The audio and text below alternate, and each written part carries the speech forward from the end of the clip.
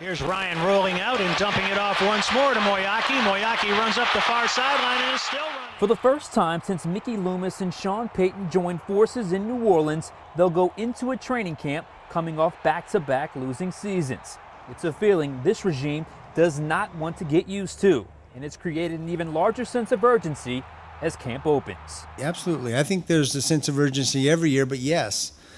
Yeah, we haven't had the success the last 2 years that we've grown accustomed to or expected, and so that does create more urgency and creates a sense of, hey, we got to do something a little different here. And part of demonstrating that sense of urgency, according to Payton, is starting fast and winning games early in the season. It's something he emphasized more on Wednesday than he ever has during his time in New Orleans. For this team, I think that, you know, without putting a number on it, those first 4 weeks we have an early bye. I think those are important games. And when we've looked at 06 or we've looked at 09 or we've looked at 10 or we've looked at 11 or 13,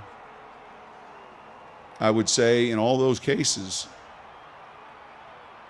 first 4, first 5, you know, however we want to group it, we played pretty well. And according to Payton, quickly getting accustomed to winning is so important that he thinks it matters to be victorious even when the games don't count. I know it's a preseason game, but it's going to be important for us to win those as well, and regardless of what we're doing. The objective is clear. The Saints must be better in 2016 because 3 straight losing seasons simply can't happen.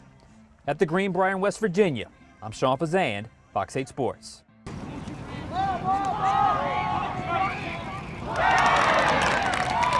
It's a group that's long on talent, but short on experience. We are young, yes, but you know, this game, you know, you can't let your youth, you know, hold you back from being great. Of the 12 wide receivers on the Saints' 90-man roster, only newly signed Hakeem Nicks is over the age of 24. I remember when I was a younger guy, we had veteran presence, and you know, you kind of look to that. You might not say nothing, but you kind of look to that. That is true, but it's also true that this group is not afraid of their youth, beginning with Brandon Cooks, who's picked up right where he left off from last season. He's made several downfield catches and been explosive once he catches the pass. The yards at the catch, you know, that's where I need to be dynamic. You know, I should be able to catch, you know, short routes and take them the distance, and that's what it's going to be all about. Brandon Coleman has had some drops, but has also made some nice catches, as has Willie Snead, whose consistency and football IQ got him on the team and almost 1,000 yards last season. This camp, his goal is simple. This year around, I'm just trying to get better, trying to build off of last year, and just trying to, you know, improve myself, improve my game, and help this team get to where they want to be. While Cooks, Snead, and Coleman have all had big moments here at camp, the unquestioned star of the wide receiver room has been the youngest of the group, rookie wide receiver Michael Thomas. I love that kid. I love that kid. Oh, man. I was like, whoa, this guy's going to be something special. He's going to be great. He's going to be a great player. It's easy to see why his teammates are excited. Thomas has done just about everything. He's made tough catches in traffic and acrobatic catches like the one Saturday where he came back for a ball on Brian Dixon. But the play everyone has raved about came Friday when Thomas located a deep pass from Luke McCown and hauled it in with one hand. I feel like when the ball's in the air, covered or not, I trust my ball skills over who's covering me. So, you know, I take a lot of pride in my ball skills. So if I get my hands on it, I want to make a play. For him, you're seeing growth spurts right in front of your eyes. We all are. And we're all witnessing a youth movement at wide receiver, where these young bloods are out to prove age is but a number. We might be young, but darn it, we're gonna make great plays and we're gonna do big things. And we're not gonna wait until our 5th, 6th year. We're gonna do it now.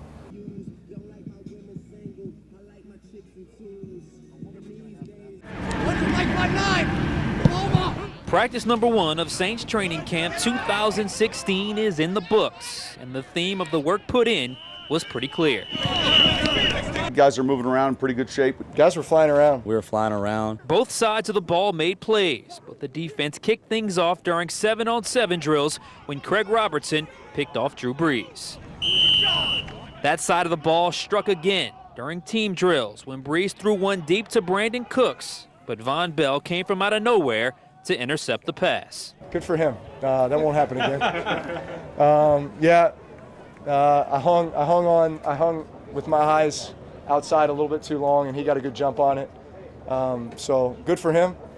Maybe a little confidence builder, but I don't plan on that happening again for a while. Breeze's day, though, was not just filled with INTs. He also made some great throws, like when he threaded the needle on a pass to Kobe Fleener. But the offense's biggest play came on a bomb from Luke McCown to Cooks, though he may have been guilty of pushing off. All in all, it was a solid start to what's sure to be a grueling training camp. Injury-wise, the Saints appear to be pretty healthy. Teron Armstead and Keenan Lewis were the only two starters to miss practice, and for the first time since he's been here in New Orleans, Jairus Byrd participated in practice on the first day, but on a limited basis. With the Saints at the Greenbrier, I'm Sean Fazand for Fox 8 Sports.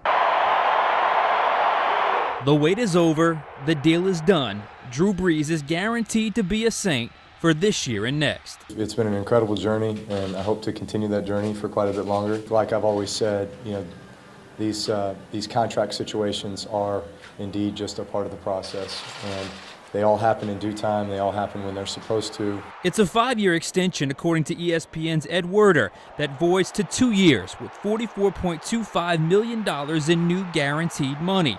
It averages to just over $22 million a season, much less than what he would have commanded had he hit the free agent market. The deal also lowered his cap number from $30 million to a reported $17.25 million in 2016. The cap situation to me was the most important element to this.